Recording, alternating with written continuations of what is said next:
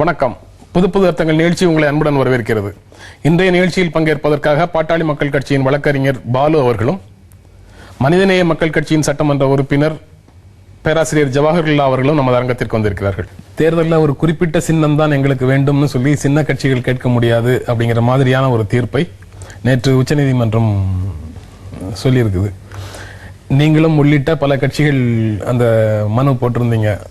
இந்த சின்னம் ஒதுக்கீடு தொடர்பாக, மாநில கட்சி என்ற அங்கீகாரம் தொடர்பாக நீங்க போட்டிருந்த மனு குறித்த உச்சநீதிமன்ற தீர்ப்பு வந்திருக்குது. DMDK loses the party symbol அப்படின்னு சொல்லி செய்திகளில் தலைப்பை போடுறாங்க. பட் சட்டமன்ற தேர்தல் நடந்து முடிந்ததுக்கு பிறகு அது ஒரு மாநில கட்சியாக அங்கீகாரம் பெறக்கூடிய நிபந்தனைகளை எல்லாம் பூர்த்தி செய்த நிலையில அவர்களுக்கு அந்த நிலைமை இப்போ வரல. அப்படித்தான் இந்த உச்சநீதிமன்றத்திற்கு தீர்ப்புக்கு பிறகும் அவங்களுக்கு அந்த நிலைமை வரல அப்படிங்கிறது தானே உண்மை. அதுதான் உண்மை. அந்த தலைப்பே முதல்ல தவறான தலைப்பு. இந்த வழக்கு எந்த சூழ்நிலையில் போடப்பட்டது என்றால், சட்டமன்ற தேர்தல் நடைபெறக்கூடிய நிலையில் அதில் போட்டியிடக்கூடிய தேர்தல் ஆணையத்தில் பதிவு செய்யப்பட்ட அரசியல் கட்சி, தேர்தல் ஆணையத்தை பொறுத்த வரைக்கும் அரசியல் கட்சிகளை 3 வகையாக பிரிக்கலாம். ஒன்று தேசிய அங்கீகாரம் பெற்ற அரசியல் கட்சி, இரண்டாவது மாநில அங்கீகாரம் பெற்ற அரசியல் கட்சி, மூன்றாவது பதிவு செய்யப்பட்ட அரசியல் கட்சி. இப்போ இந்த வழக்கை தொடுத்தது பதிவு செய்யப்பட்ட அரசியல் கட்சிகள். மனிதநேய மக்கள் கட்சியும் இந்த வழக்கை உச்சநீதிமன்றத்தில் தொடுத்தது.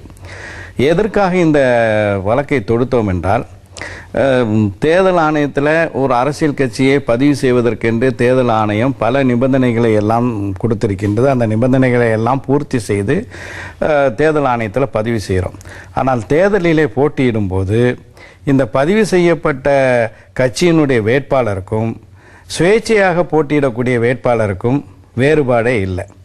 அதாவது தேசிய கட்சிக்குன்னு அவர்களுக்கு சின்னம் உண்டு, மாநில அங்கீகாரம் பெற்ற கட்சிக்கும் சின்னம் உண்டு. ஆனால் ரிஜிஸ்டர் பார்ட்டிக்கு பதிவு செய்யப்பட்ட அரசியல் கட்சிக்கு சுயேட்சை வேட்பாளரை போன்றுதான் ஒரு சின்னம் கொடுக்கப்படும். வேணுமென்றால் ஒரே ஒரு முன்னுரிமை என்னன்னா, ஒரு பதிவு செய்யப்பட்ட கட்சியினுடைய வேட்பாளர் கேட்கக்கூடிய அதே சின்னத்தை ஒரு சுயேட்சை வேட்பாளர் கேட்டால் முன்னுரிமை பதிவு செய்யப்பட்ட கட்சி கொடுக்க வேண்டும். அதனால தான் நாங்கள் இந்த வழக்கை கொடுத்தோம். இந்த ரிஜிஸ்டர் பார்ட்டியை தனியாக கருதி தேர்தலில் போட்டியிடும் போது நீங்கள் ஒரு சின்னம் கொடுக்க வேண்டும் என்று அதற்கு இப்போது அந்த கோரிக்கையை நிராகரித்திருக்கிறார்கள். பதிவு செய்யப்பட்ட கட்சியினுடைய வேட்பாளர் சின்னம், அவர் கேட்கிற சின்னமும் சுயேட்சை கேட்கிற சின்னமும் ஒன்றாக இருந்தால் முன்னுரிமை பதிவு செய்யப்பட்ட கட்சியினுடைய வேட்பாளருக்கு. 2 பதிவு செய்யப்பட்ட கட்சிகள் ஒரே சின்னத்தை கேட்டால் குலுக்கல் முறையில் தேர்ந்தெடுக்கிறதுன்னு அதில் சொல்றாங்க. அதுல உண்டான சிக்கல் என்னன்னா, நீங்க அதிமுக கூட்டணியிலையோ திமுக கூட்டணியிலையோ மனிதநேய மக்கள் கட்சியோ விடுதலை சிறுத்தைகளோ 10 தொகுதிகளோ 15 தொகுதிகளோ நிற்கிறதாக இருந்தால், எல்லா தொகுதியிலையும் ஒரே சின்னம் கிடைக்காம இருக்கும்போது பொதுவான விளம்பரங்கள் எதுவும் செய்ய முடியாத சூழ்நிலை வந்துருதுன்னு அதை புரிஞ்சிக்க முடியுது.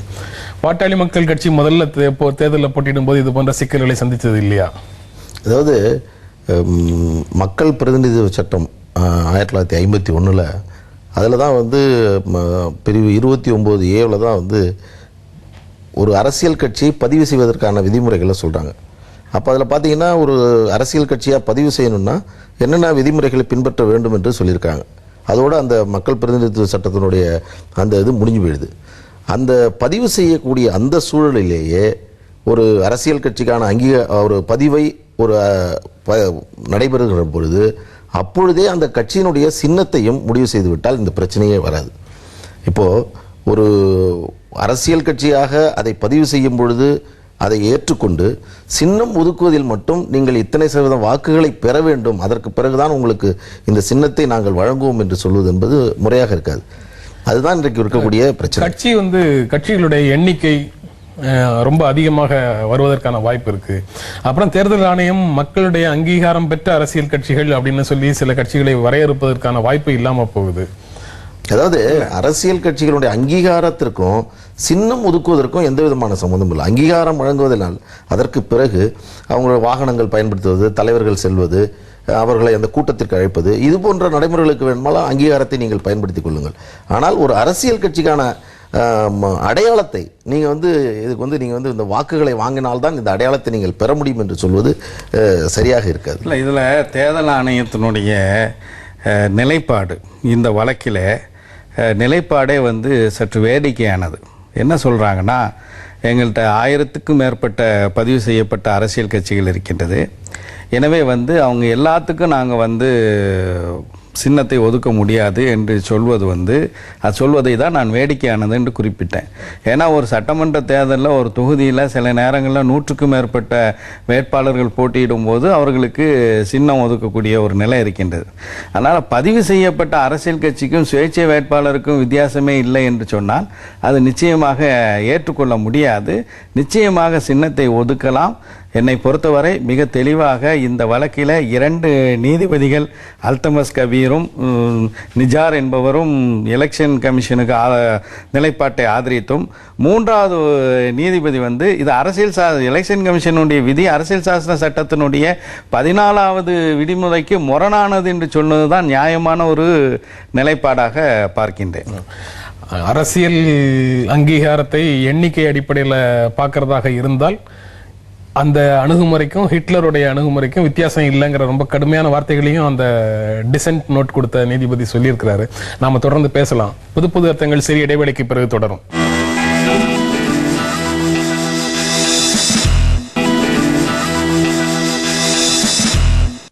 புது அர்த்தங்கள் நிகழ்ச்சி தொடர்கிறது. ஒரு குறிப்பிட்ட சின்னம் அரசியல் கட்சிக்கு தேர்தலில் கிடைக்கணும்னா அது தேர்தல் ஆணையத்தால் மாநில கட்சியாக அங்கீகரிக்கப்பட்டிருக்கணும் அப்படிங்கிற கண்டிஷனை பார்த்தா, அந்த தேர்தல் ஆணையத்தால் ஒரு கட்சி மாநில கட்சியாக அங்கீகரிக்கப்படுவதற்கு என்னென்ன நிபந்தனைகளை பூர்த்தி செய்யணும்? அதாவது ஒரு மாநில கட்சியாக அங்கீகாரம் பெற வேண்டும் என்றால் குறைந்தது 2 சட்டமன்ற உறுப்பினர்கள், மொத்தம் பதிவான வாக்குகளில் 6% வாக்குகள், இந்த 2ஐயும் அவர்கள் பெற்றிருக்க வேண்டும். இந்த 2இல் 1ஐ அவர்கள் தவறினாலும் அவர்களுக்கான வாய்ப்பு அங்கீகாரம் ரத்தாகிவிடும். அப்படி இல்லாமல் மொத்தம் உள்ள எண்ணிக்கையில் இப்போ 234 சீட்டு இருக்கிறது என்று சொன்னால் அதில் 3% இடங்களை அவர்கள் பெற்றிருக்க வேண்டும். இந்த 2 வகையாக இதை பிரித்திருக்கிறார்கள். அந்த அடிப்படையில் பார்க்கின்ற பொழுது குறைந்தது 2 எண்ணிக்கை பெற வேண்டும் என்று சொல்வதை ஒரு விதத்தில் நாம் ஏற்றுக்கொள்ளலாம். ஆனால் 6% வாக்குகளை பெற வேண்டும் என்று இந்த சூழலில் சொல்வது சதவீதத்தை எப்படி தேர்தல் ஆணையம் முடிவு செய்கிறது? சட்டமன்ற தேர்தலில் இருந்து இந்த நிபந்தனை. அதே மக்களவை தேர்தலாக இருந்தால் குறைந்தது ஒரு நாடாளுமன்ற தொகுதியில் அது அந்த மாநிலத்துக்கு மாநிலம் வேறுபடும். நம்ம தமிழ்நாட்டை பொறுத்த வரைக்கும் குறைந்தது ஒரு நாடாளுமன்ற தொகுதியில் வெற்றி பெற்ற கட்சி இந்த வாக்கு சதவீதத்தையும் பெறக்கூடிய கட்சி 6% வாக்குகளையும் பெறணும். அப்போ நடைமுறையில் வாக்கு சதவீதங்கள் ஏற்கனவே நடந்த தேர்தலில் பார்க்கும்போது திமுக வாங்குகிற வாக்கு சதவீதத்தை கூட அதில் மற்ற கூட்டணி கட்சிகளுடைய வாக்குகளும் அதில் அடங்கி இருக்கிறது. அதே மாதிரி மொத்த மாநிலத்தில் உள்ள மொத்த வாக்குகள் எண்ணிக்கையில் 6% சொல்றாங்க. ஆனா இவங்க போட்டிடுறது இப்போ எங்களை போன்ற கட்சிகள் 30 சீட்டு 40 சீட்டு போட்டிட்டு இருக்காங்கல்ல. அப்படி போடும்போது இந்த மொத்த வாக்குகள்ல 6% அப்படின்னு சொல்றதுங்கிறது எல்லா தொகுதிகளிலும் போட்டிட்டாங்கன்னா அதை கணக்கில் எடுத்துக்கலாம். திமுகவினுடைய வாக்குகளில் கூட கூட்டணி கட்சிகளுடைய வாக்குகளும் அதில் கூட்டணியில சேர்ந்தாலே அந்த கண்டிஷனை ஃபுல்ஃபில் பண்ண முடியாது. எனவே குறைந்தபட்சம் 2 இடங்கள் 2 சட்டமன்ற உறுப்பினரை ஒரு பதிவு செய்யப்பட்ட அரசியல் கட்சி வெற்றி பெற்றால் அதை அங்கீகரிக்கப்பட்ட கட்சியாக கருதி அதற்கு தனி சின்னம் ஒதுக்கலாம் என்று தேர்தல் ஆணையம் முடிவு செய்வதுதான் நியாயமாக அமையும். இல்ல, தேர்தல் சின்னம் ஒதுக்கிறதுக்கே அங்கீகாரத்துக்கும் சம்பந்தமே இருக்கக்கூடாதுங்கிறத என்னுடைய கருத்து. அங்கீகாரம் மற்ற விஷயங்களுக்கு இருக்கணும். இப்ப இருக்கக்கூடிய சூழ்நிலையை வச்சு பார்க்கும்போது திமுக, அதிமுக, காங்கிரஸ், பாரதிய ஜனதா கட்சி இந்த கடந்த சட்டமன்ற தேர்தல் காரணமாக தேமுதிக இவங்களை தவிர மற்ற கட்சிகள் எல்லாரும் மாநில கட்சியாக அங்கீகாரம் பெறுவது ரொம்ப கடினம்னு தான் தோணுது. ஏற்கனவே மாநில கட்சிகளாக அங்கீகாரம் பெற்றவர்கள் கூட அடுத்தடுத்த நாட்கள் அரசியல் கட்சிங்கிறதுனாலதான் இங்க வராது. தேர்தல் ஆணையத்தினுடைய அங்கீகாரம் கிடைக்காது அப்படிங்கிற சூழ்நிலையில இது போன்ற சிறிய கட்சிகளுடைய நிலை என்ன? இல்லை, அதாவது இது ஒரு முழுமையான சிறப்பான ஜனநாயகம் என்று நாம் கருத வேண்டும் என்றால் இந்தியா நிச்சயமாக உலகத்தில் இருக்கக்கூடிய நாடுகளில் ஒரு மிக உயர்வான ஜனநாயக பண்பாடுகளை அரசியல் சாசனத்தில் கொண்ட ஒரு நாடு. ஆனால் அதே நேரத்தில் இந்த தேர்தல் ஆணையம் விதித்திருக்கக்கூடிய விதிமுறைகள் நிச்சயமாக சிறிய கட்சிகளுக்கு, ஒடுக்கப்பட்ட மக்களை பிரதிநிதித்துவப்படுத்தக்கூடிய கட்சிகளுக்கு இந்த ஆணைகள் நிச்சயமாக அவர்களுடைய செயல்பாடுகளை முடங்கக்கூடிய வகையில் தான் அமைந்திருக்கின்றது. எனவே ஒரு அரசியல் கட்சி ஒரு ரிஜிஸ்டர்ட் பார்ட்டியாக இருந்து தொடர்ந்து தேர்தல் ஆணையத்தினுடைய பிற நிபந்தனைகளை, உதாரணமாக முறையாக உள்கட்சி ஜனநாயகம் இருக்க வேண்டும், நடக்கக்கூடிய பொதுக்குழு செயற்குழு பற்றியான அறிக்கைகளை எல்லாம் கால அவகாசத்திற்குள்ள தேர்தல் ஆணையத்துக்கு அனுப்ப வேண்டும். இது போன்று அரசியல் கட்சிகளுக்கென்று, பதிவு செய்யப்பட்ட அரசியல் கட்சிகளுக்கென்று சில நிபந்தனைகளை கொடுக்கின்றார்கள். அதையெல்லாம் சரியான முறையில் பூர்த்தி செய்யக்கூடிய அரசியல் கட்சிகளுக்கு நிச்சயமாக ஒரு தனி சின்னம் அவர்கள் போட்டியிடுவதற்கு தரலாம் என்ற ஒரு விதிமுறையை கொண்டு வர வேண்டும். இப்போ கூட சென்ற சட்டமன்ற தேர்தலில் இந்த வழக்கை போட்ட பிறகு தேர்தல் ஆணையம் என்ன சொல்கின்றது என்றால், மொத்த தொகுதிகளில் 10 விழுக்காடு போட்டியிடக்கூடியவர்களுக்கு பொதுவான ஒரு சின்னம் எடுக்கலாம் அப்படின்றாங்க. நீங்கள் உண்மையிலே பார்த்தீங்கன்னா, நான் பேரை குறிப்பிட விரும்பவில்லை, சில அரசியல் கட்சிகள் கூட்டணியில் இருந்தாங்க. அவங்களுக்கு ஒதுக்கப்பட்ட இடங்கள் 10 விழுக்காடு அல்ல, 23 சீட்டு இல்லை, 7 சீட்டு 8 சீட்டு 9 சீட்டு 10 சீட்டுலாம் உள்ளவங்க எலெக்ஷன் கமிஷன்கிட்ட போய் நாங்கள் 10 விழுக்காடு இடத்துல போட்டியிடுகின்றோம், எங்களுக்கு பொதுவான சின்னம் வேண்டும் என்று சொல்லி அதை பெற்றுட்டாங்க. ஆனால் நாங்கள் அதை பண்ணலை. ஏன்னா நாங்கள் போட்டியிட்டதே 3 விழுக்காடு தான். எங்களுடைய நல்ல எண்ணத்தின் காரணமாக 3 தொகுதியிலுமே எங்களுக்கு இரட்டை மெழுகுவர்த்தி என்ற பொது சின்னம் விட்டது. எனவே இந்த சிறிய கட்சிகள் என்று சொல்வதை விட ஜனநாயகத்தினுடைய அடிவேராக இருக்கக்கூடிய ஒடுக்கப்பட்ட மக்களை பிரதிநிதித்துவப்படுத்தக்கூடிய இந்த கட்சிகளுக்கெல்லாம் குறைந்தபட்சம் பொதுவான சின்னத்தை அவர்கள் அந்த பதிவு செய்யப்பட்ட கட்சிக்கு ஒதுக்க வேண்டும் என்று தேர்தல் ஆணையம் எத்தனையோ ரிஃபார்ம்ஸை சீர்திருத்தத்தை பற்றி நம்முடைய தலைமை தேர்தல் ஆணையர் குரேஷி பேசிட்டு வருகிறார். அப்படிப்பட்ட ஒரு சீர்திருத்தத்தில் ஒன்றாக இந்த பதிவு செய்யப்பட்ட அரசியல் கட்சிகளுக்கு சின்னம் ஒதுக்க வேண்டும் என்பதுதான் நியாயமானதாக இருக்கும். நம்ம தொடர்ந்து பேசலாம். புது புது அர்த்தங்கள் சிறிய இடைவேளைக்கு பிறகு தொடரும்.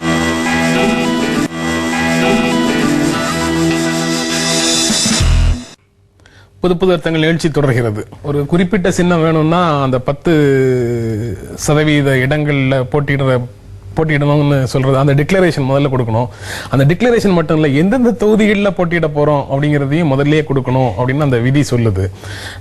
அப்படி கொடுத்த தொகுதிகளில் தேர்தல் வரும்போது போட்டியிடாமல் இருந்தால் ஒரு தவறான தகவலை தேர்தல் ஆணையத்துக்கு கொடுத்ததற்காக என்ன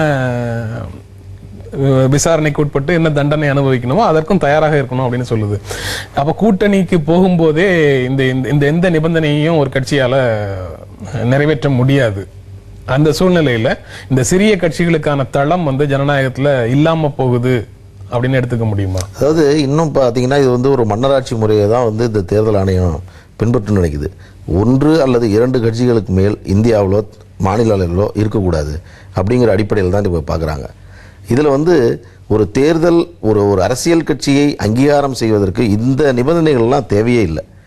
இன்னும் சொல்லப்போனால் 3 இடங்களில் தான் போட்டியிடணும், 10 இடங்களில் போட்டியிடணும், இதெல்லாம் சொல்லக்கூடிய தேர்தல் ஆணையம் இன்னொன்று சொல்லிடலாம், கூட்டணி அமைத்து அரசியலில் நீங்கள் போட்டியிட்டால் உங்களுடைய தேர்தல் அங்கீகாரத்தை நாங்கள் ரத்து செய்வோம் அப்படின்னு தேர்தல் ஆணையம் சொல்லிட்டோம்.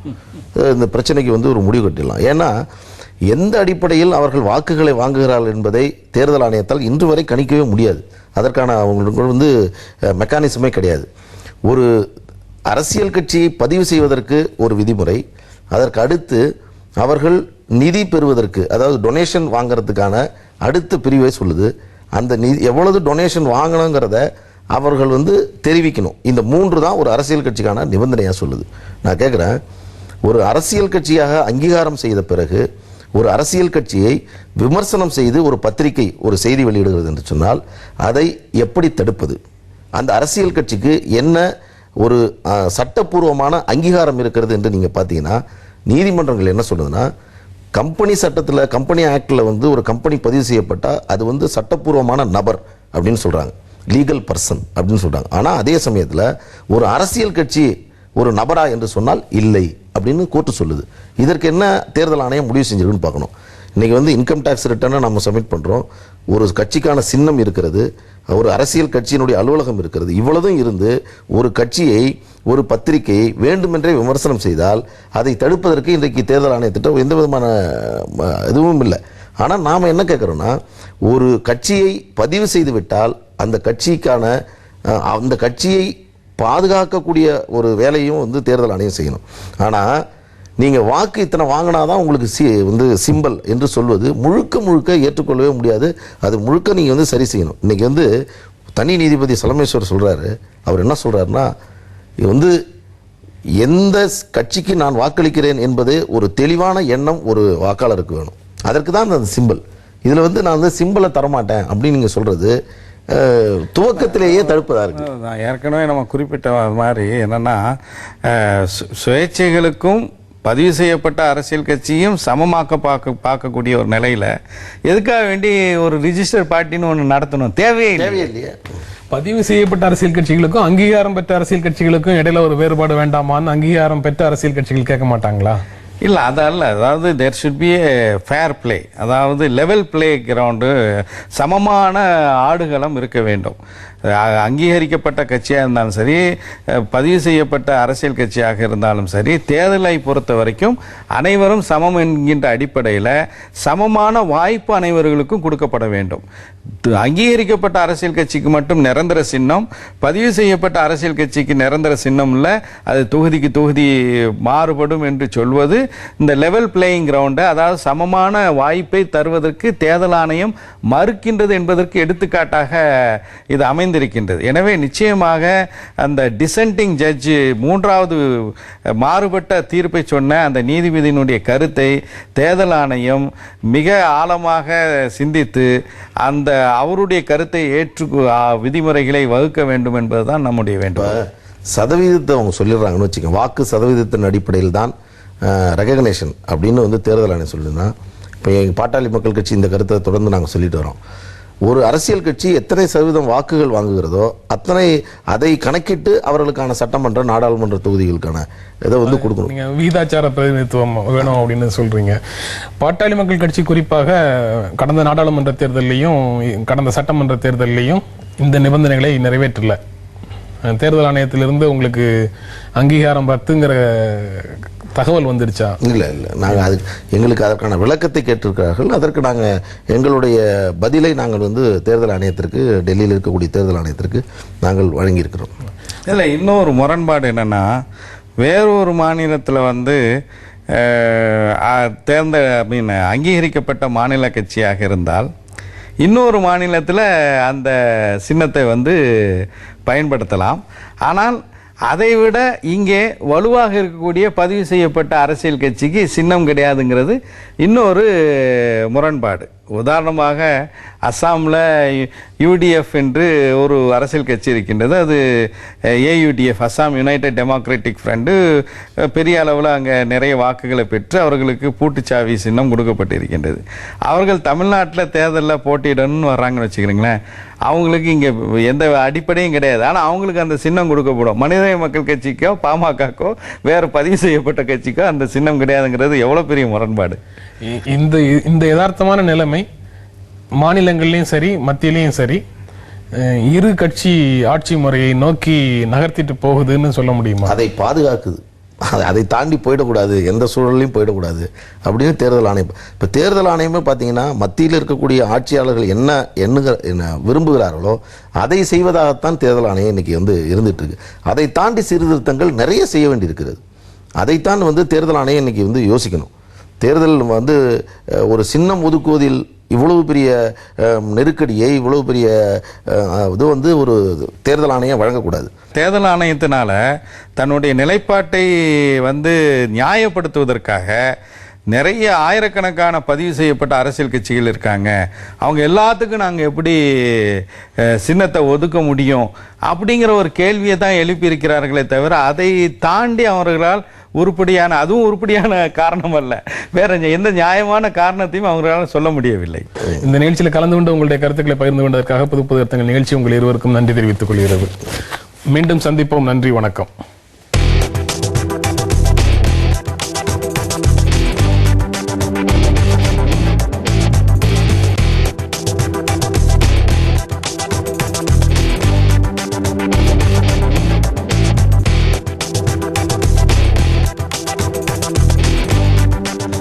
இந்நிகழ்ச்சியை பற்றிய உங்கள் கருத்துக்களை பதிவு செய்ய வேண்டிய இலவச தொலைபேசி எண் 1800-525-5858 அல்லது feedback@pudiyatalamurai.tv என்ற முகவரிக்கு மின்னஞ்சல் செய்யலாம்.